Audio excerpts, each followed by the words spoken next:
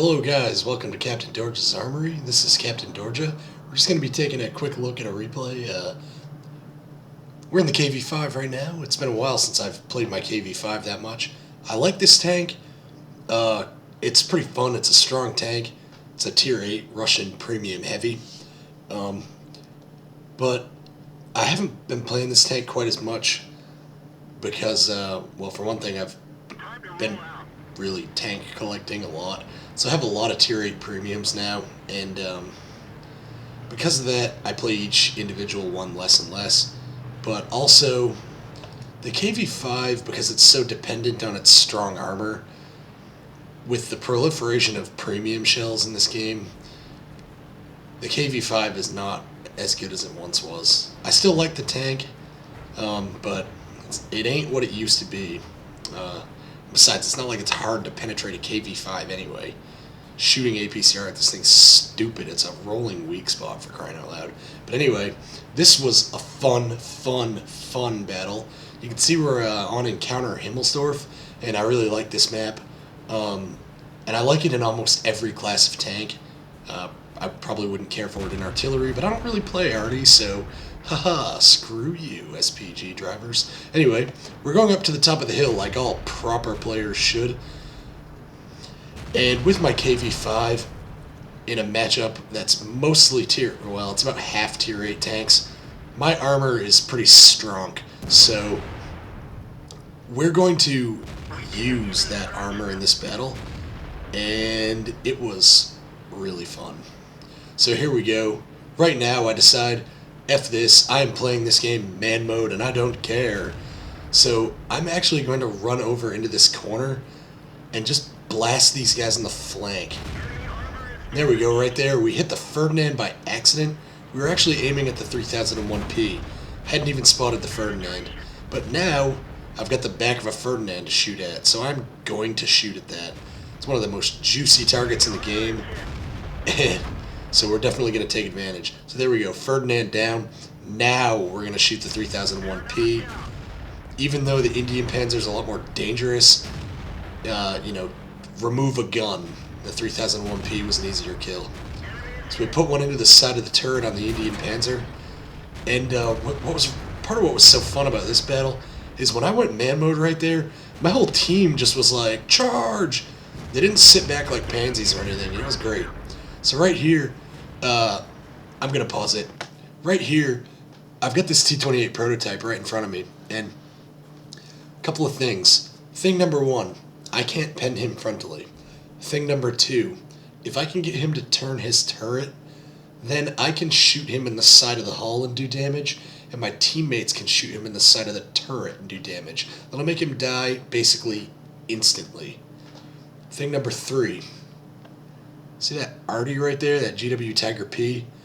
That guy's packing a 180 millimeter mortar that does a ton of damage.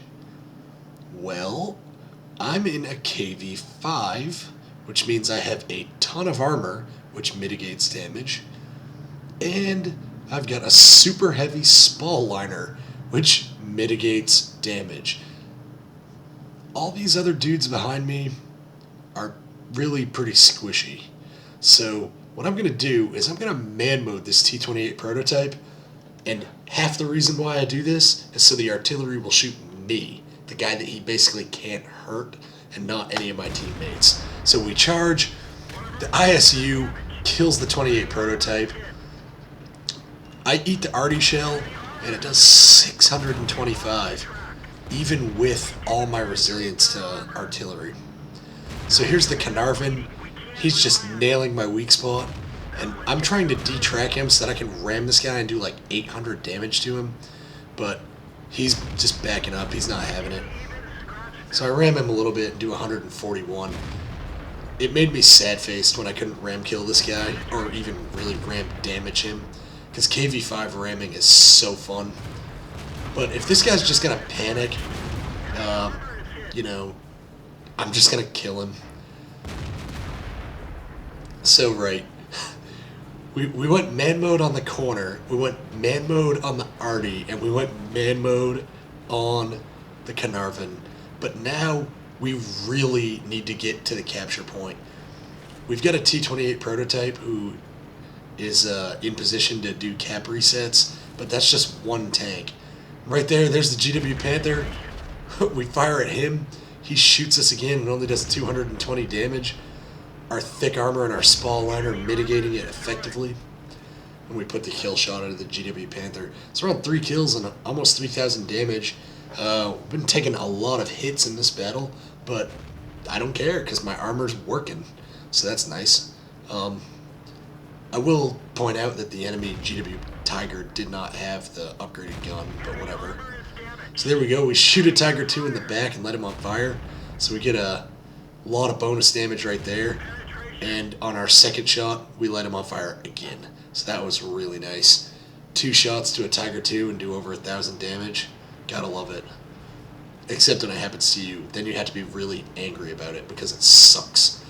And at this point, the match is won. The enemy just has the T-34-3 left, but he's going against the ISU, so that's not going to end well. And as predicted, the ISU kills him. So there we go. Let's take a look at some post-game stats. If I remembered to upload them, I did. There we go. So, victory. Huzzah! Gotta love the victories. Wow, that was a really weird little cheer thing I just did. Anyway, yeah, so definitely a good result. We managed to get a sniper medal, which is always fun. I like getting medals. And we got a steel wall, which is nice as well. Steel walls are fun.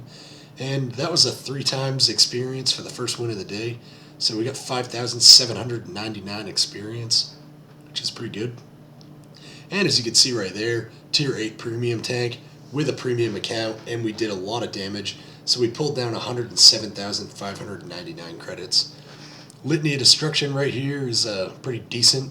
We got, well, we didn't do anything to the 28 prototype, but we put 3 big hits into that 30. Put a good hit onto this guy. Well, good hit. It was only 40 damage. Put a good one into this Indian Panzer, as well as some spotting damage. 25 whole spotting damage. 440 to the GW Tiger. 1058. Man, that fire just wrecked him. We got 743 on the Carnarvon and 360 to the GW Panther. So you can see we sort by damage. We got almost 4,000 damage done there. That was top damage. Our ISU 2,000 damage with that BL-10. Kind of a little bit unfortunate for him. He must have been shooting at low health targets because that. Oh, actually, 2,000 damage is 3 good hits. So yeah, it's just a good game for everybody. One thing that you'll see is that our team actually has a, except for me and the ISU, we have quite a bit more damage than everybody else. But you can see right here, we actually have a pretty even distribution of damage down all the way through down to this Hellcat. The difference in what people did was only about 700 damage. So, the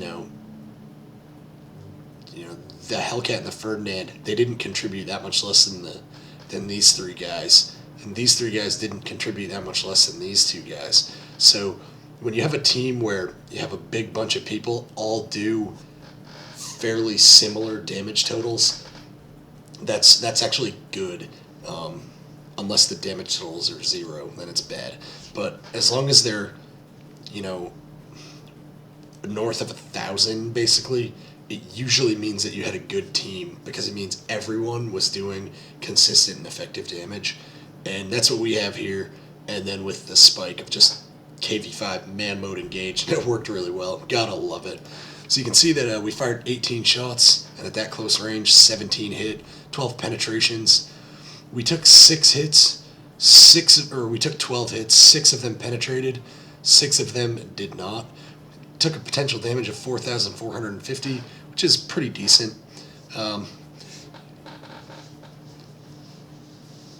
Pardon me for a second, lost my train of thought. That is why we play the tier 8 premiums. 92,372 credit profit. KV-5 is a beast mode tank. You gotta love it. So guys, I hope you enjoyed. Excuse me, geez, my throat is a little messed up. Guys, I hope you enjoyed this KV-5 battle. I definitely enjoyed playing it. Battles in the KV-5 where I can just sort of, go primeval and sort of Hulk smash. those are some of the most fun battles with that tank, because that's what that tank is built to do, and it's really nice when you actually get to do it. Most of the battles in that thing you spend being like really, really finessey and like trying to side scrape really with a lot of precision and having to aim very precisely at tiny weak points and all this stuff. So it's really, really nice when you can just use the thing like a blunt object and just bludgeon the enemy to death, because that's what the KV-5 is for, but you don't get to do it nearly enough. So I definitely enjoy when I get to do it, and that was a battle where I definitely got to do it. So guys, I hope you enjoyed that, and until next time, just remember, you can never have enough big guns.